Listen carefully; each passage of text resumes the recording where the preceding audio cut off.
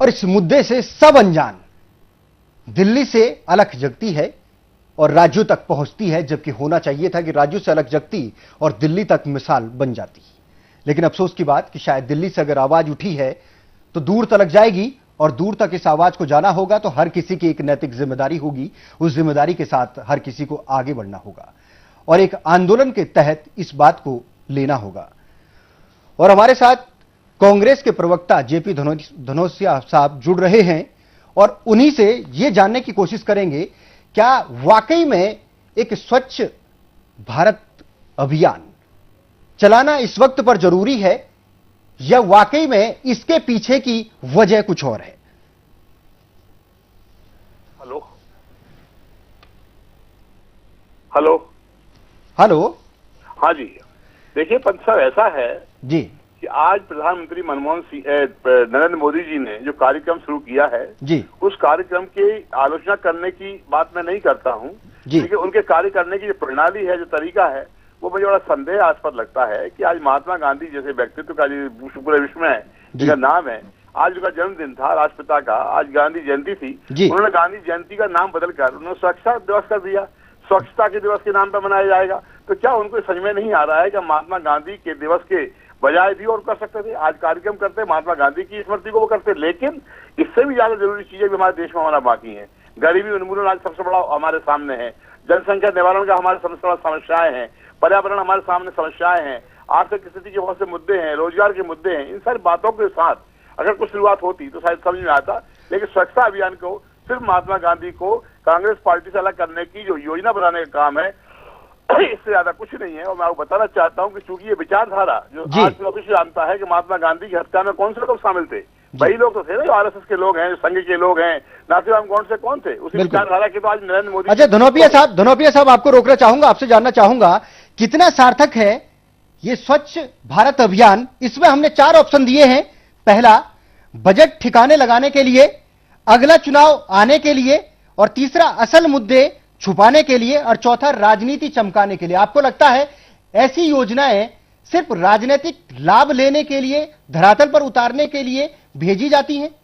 नहीं, मुझे लगता है कि आपका तीसरा जो मुद्दा है वो शायद महत्वपूर्ण ज्यादा लग रहा है।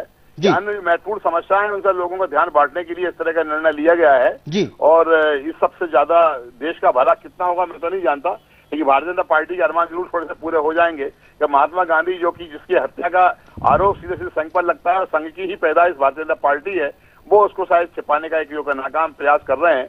उससे ज्यादा कुछ नहीं है। और फोटो खिंचवा कर अखबारों में छपवाना, टीवी पर दिखाना, इससे कहीं देश की समस्याएं हल होती हैं क्या? उसके लिए एक दृढ़ निश्चय करना चाहिए। आप काम करने की वजह से घोषणाएं कर रहे हैं। मध्य प्रदेश के मुख्यमंत्री शिवराज सिंह चौहान और देश के प्रधानमंत्री नरेंद्र मोदी, दोनों का तरीका एक ही लग रहा है मुझे तो। सिर्फ घोषणाएं करते रहो और टाइम पास करते रहो। अरे कुछ करिए, क्रियान्वयन करिए, कुछ समस्याओं का समाधान करिए, कुछ ऐसे निर्णय दीजिए जिससे लगेगा हो गया है, तब समझ में आता है। चलिए धनोपिया साहब, बहुत बहुत शुक्रिया तमाम बातचीत के लिए, आपने कीमती वक्त दिया। तो ये हमारे साथ कांग्रेस के प्रवक्ता थे जेपी धनोपिया, जो जानकारी दे रहे थे कि आखिरकार ये राजनीति चमकाने के लिए एक मकसद है। लेकिन सवाल यह भी है तमाम राजनेताओं से और राजनेताओं द्वारा चलती हुई सरकारों से, क्या किसी भी योजना को इसलिए लाया जाता है कि उस योजना से चांदी काटी जा सके, या उस योजना से वोट बैंक की राजनीति खेली जा सके? इन तमाम पहलुओं पर हम लगातार चर्चा कर रहे हैं। मेरे सहयोगी लगातार बैठे हुए मेरे साथ, और अब बात करेंगे। शैलेंद्र के पास आना चाहूंगा। शैलेंद्र, तमाम परत दर परत हम इस बात पर पड़ताल करने की कोशिश कर रहे हैं। सरकार को आप बड़ी करीब से देख रहे हैं मध्य प्रदेश में। आपको लगता है कि आज से पहले, 2 अक्टूबर से पहले, क्या सरकार के किसी नुमाइंदगी करने वाले काबिल कंधे ने, या अधिकारी ने, या मंत्री ने यह जहमत पहले उठाने की कोशिश करी? क्योंकि गंदगी तो हमेशा रही है और नैतिकता भी हमेशा रही है। बिल्कुल पंत जी, बताना चाहूंगा जिस तरह से सरकार की को जिस तरह से लागू हुई, तो उसको कहीं ना कहीं एक बोझिल, चूंकि 2 अक्टूबर का दिन अवकाश का दिन होता है, तो आज जो भी कर्मचारी अधिकारी मौजूद रहे मुहिम में जोड़ने के लिए, तो उनको एक बोझिल कार्यक्रम लगा है। वहीं अगर पूर्व की बात करें तो विभाग बाहर जिन सफाई कर्मियों का जिनका दायित्व होता है, वह सफाई कर्मियों को अगर छोड़ दिया जाए, बाकी जो भी अधिकारी और या जो भी देखते हैं विभाग बाहर, तो कोई भी अधिकारी कर्मचारी इस मुहिम से हमेशा बचता नजर आता है। पंत जी, एक और सवाल आता है कि जब हम सूबे के महामहिम राज्यपाल के आवास में गए तो वहां भी साफ तौर पे जो सफाई की व्यवस्था की बात की तो राज्यपाल द्वारा औपचारिकता के तौर पर सफाई की व्यवस्था की थी, वहां पर औपचारिकता निभाई गई। सूबे के मुखिया मुख्यमंत्री शिवराज सिंह चौहान द्वारा भी सफाई की जो औपचारिकता की गई काफी होगी। लेकिन बड़ा सवाल यहाँ एक ही उठता है कि जिस तरह से सफाई की यह मुहिम छेड़ी गई है और सूबे की मुखिया द्वारा शिवराज सिंह